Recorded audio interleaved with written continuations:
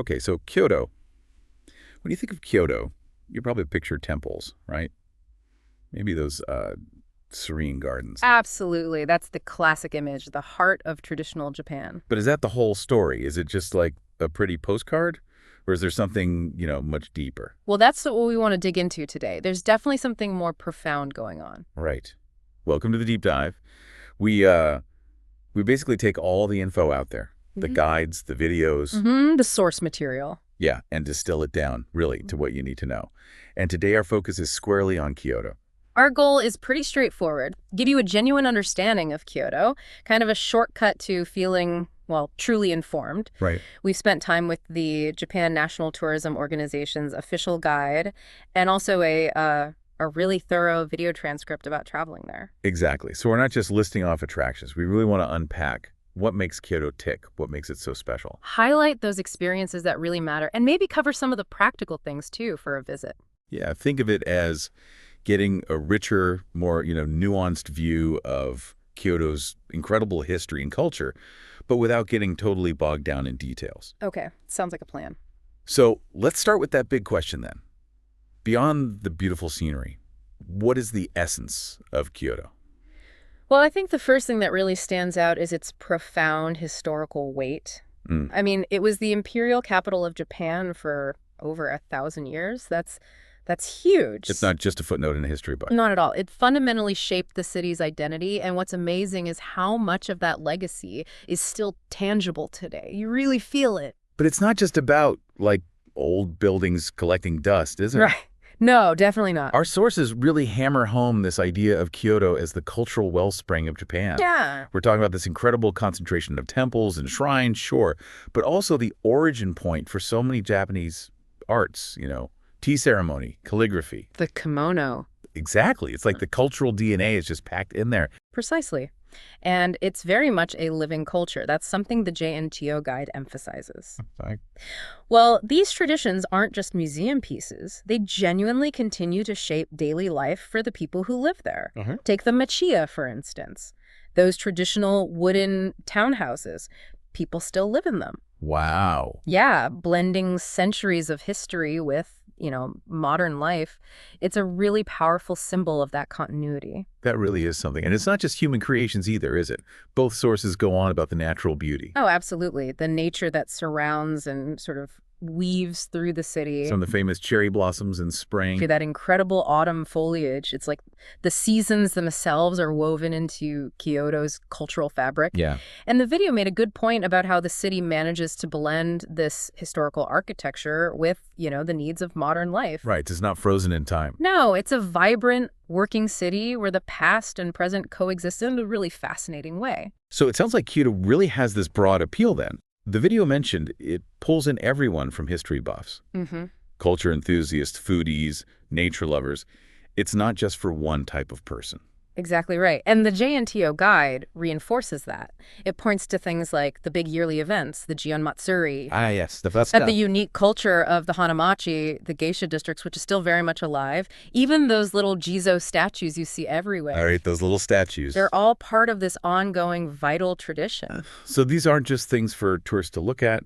They're baked into the city's identity. The guide even mentioned how tradition subtly enhances everyday life, like through the appreciation for healthy Japanese food, the ritual around tea, flower arranging. It's deeply ingrained. It adds this layer of richness to daily life. Okay, so beyond just, soaking up the atmosphere, what are some of the actual experiences that give you a real taste of Kyoto? Well, if you think about Kyoto as this cultural heartland, then exploring its iconic sites is almost like reading the first chapter of Japan's story.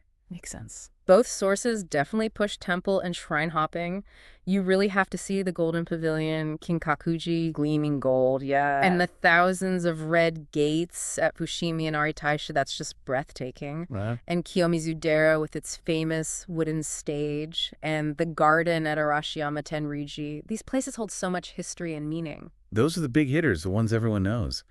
But the sources also talked about just wandering, right, through the historic district. Oh, absolutely critical. Places like Higashiyama. The little shops and tea houses. Exactly. So charming. And of course, Gion, the geisha district, Walking through there feels like stepping back in time. It lets you soak in the atmosphere. Precisely. Experience the feel of old Kyoto. And then, for a completely different vibe, you have the Arashiyama Bamboo Grove. Ah, the bamboo forest. Must be incredible. It really is. And the Ryanji Rock Garden. That's all about quiet contemplation.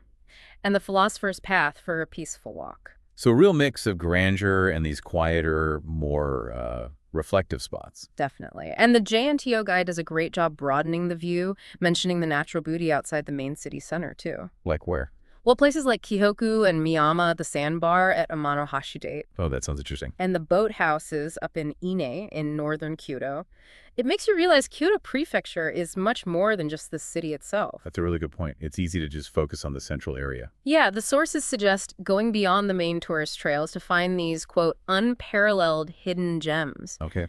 And for a deeper cultural dive, both recommend actually experiencing traditional arts. Like doing a tea ceremony. Exactly. Or trying on a kimono, or visiting a craft workshop, seeing how they make things like Kyoto dyed silk, the Kiyomizu-dera. Ah, the textiles. Yes, and the Nishijin textiles, Nishijin ori, really intricate work. And for a taste of local life, both sources mentioned Nishiki Market, Kyoto's kitchen. Oh yeah, that sounds like a must-do. Just wandering through, sampling local foods, seeing the ingredients, feeling that energy. Sounds vibrant. And for specific tastes, Fushimi gets a shout-out for its sake breweries. Right, one of Japan's major sake spots. And Uji, naturally, for its top-tier green tea. The region really covers a spectrum of flavors. It's amazing how different areas seem to specialize. The guide also mentioned the Nishiyama area to the west. For more bamboo forests and some important historic temples, maybe a bit quieter. And they had that great tip about visiting popular shrines really early. Or at night when they're lit up. Yeah, to avoid the biggest crowds and get a different feel. That's Smart. definitely a pro tip. And breaking Kyoto down into those areas, central, northern, southern, western, each with its own feel, that really helps you plan, doesn't it? It does. Helps you focus. Okay, so after all that exploring, temples, bamboo groves, markets, we're definitely going to be hungry. What's the food scene like? What culinary adventures await? Kyoto cuisine, or kyo-ryori, is a real highlight, according to both sources. It's all about deep respect for seasonal ingredients, and the flavors tend to be quite subtle, refined, plus the presentation is often like art. It's an experience, not just fuel. Exactly. You're meant to savor the whole thing. And there were some specific dishes that kept popping up. Kaiseki. Ah, yes, the multi-course hot cuisine. Definitely an essential experience if you want something special. Sounds incredible. And then all the matcha desserts. Oh, yeah, a delicious blend of tradition and modern tastes. Can't go wrong there. What else stood out? Well, yudofu, the simmered tofu, it sounds simple, but it's significant because Kyoto is really the center of Shurjin Ryori, Buddhist vegetarian cooking. Ah, okay. So it's about purity of flavor. Exactly. And Nishin soba buckwheat noodles with herring, quite unique. Interesting combo. And wagashi, those beautiful traditional sweets, kyogashi, plus things like kyoyasai, the special Kyoto vegetables, and of course, uji tea. So it sounds like you can have everything from super high-end meals to local spots and tea houses. Lots of variety. Absolutely. You can really pick and choose based on your taste and budget.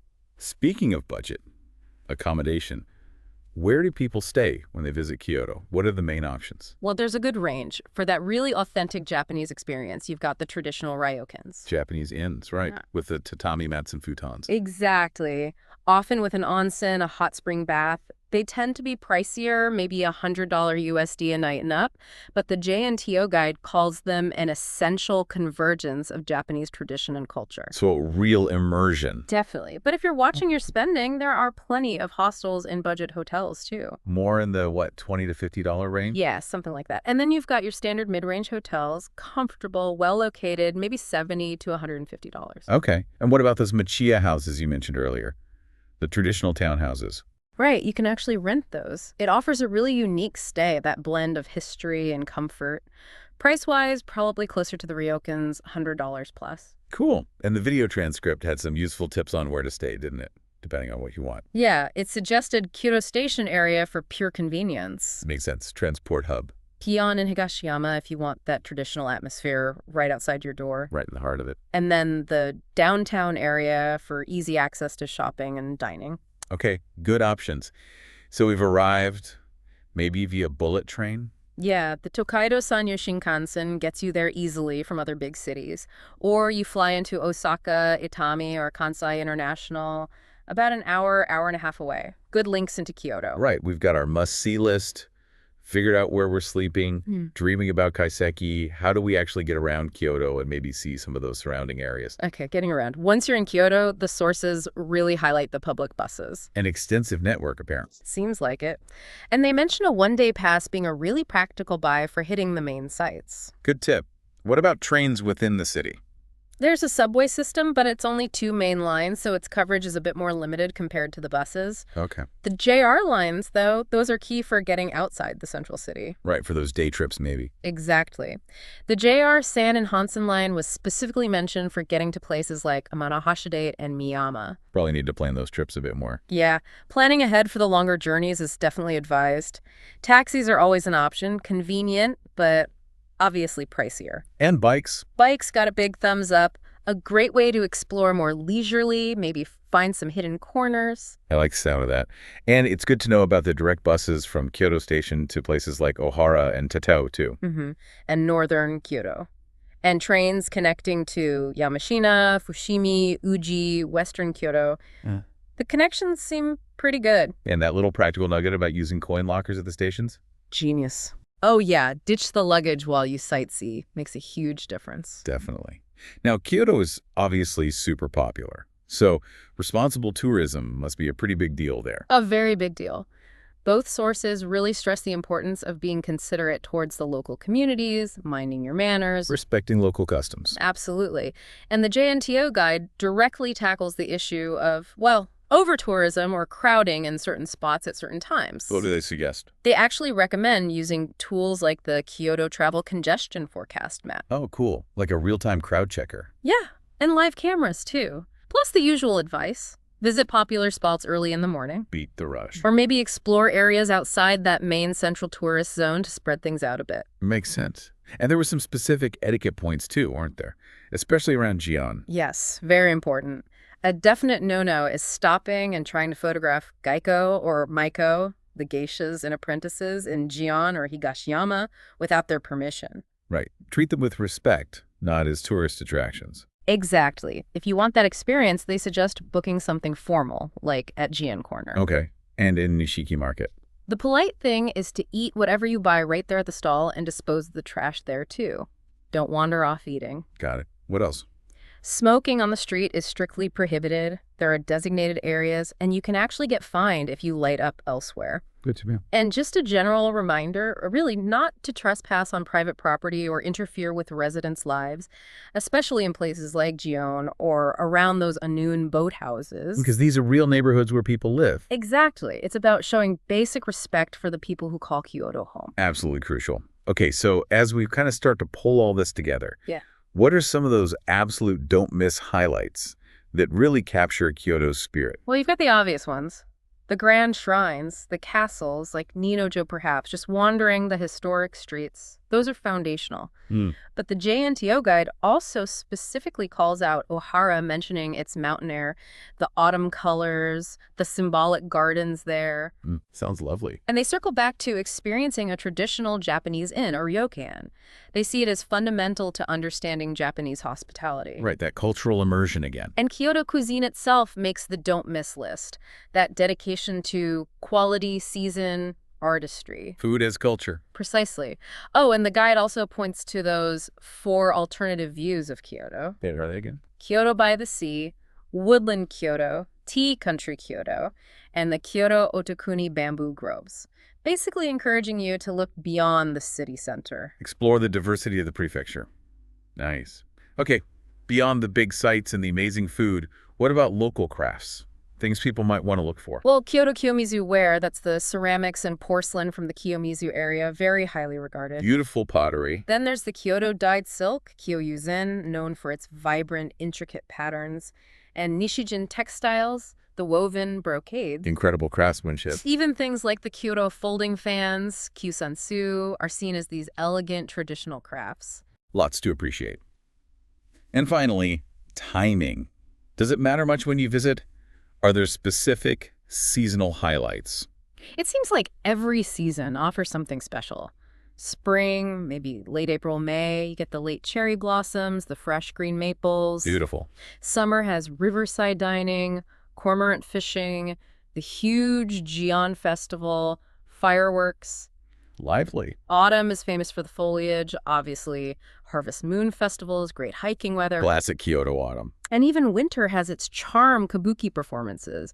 Plum blossoms starting early, maybe escaping to a countryside on Tenny, a hot spring. It really sounds like there's no bad time, just different experiences. Pretty much seems that way. And it's not just what you see, is it? The sources touched on the culture, the people. Yeah, definitely. A strong sense of respect for tradition comes through politeness, bowing, removing shoes. The basics of etiquette. Right, and the importance of being quiet and respectful in temples and gardens, and appreciation for arts and crafts. Mm-hmm. The video even mentioned that communication can sometimes be a bit subtle, indirect. Something to be aware of. And just quickly, safety. Any major concerns? Overwhelmingly, no. Both sources say Kyoto is very safe. Good. Usual precautions, of course, watch your belongings in crowds. They mention the possibility of minor earthquakes, just something to be aware of in Japan generally. Okay. Maybe be mindful of bikes when crossing streets, respect private spaces, and, having local emergency contacts handy is always smart when traveling. Standard travel sense, basically. Yeah. Okay, so let's try and wrap this up. Kyoto, it's clearly this incredible city steeped in centuries of history, but also living, breathing cultural hub. Absolutely. It offers this amazing range of experiences. Iconic temples, yes, but also stunning nature, incredible food. We touched on getting around, where to stay, Yeah. how each season brings something different. And that crucial point about being a mindful, respectful visitor. Right. Which brings us, I guess, to a final thought for you, the listener. Kyoto is obviously more than just sights. It's like this living embodiment of Japanese culture through time. So the question is, what parts of that rich tapestry resonate most with you? After hearing all this, what deeper explorations might you be thinking about now? We really hope this deep dive has given you a solid starting point, a good foundation for understanding Kyoto's magic. Definitely encourage you to keep exploring, maybe even start planning that trip. Thanks for diving in with us today.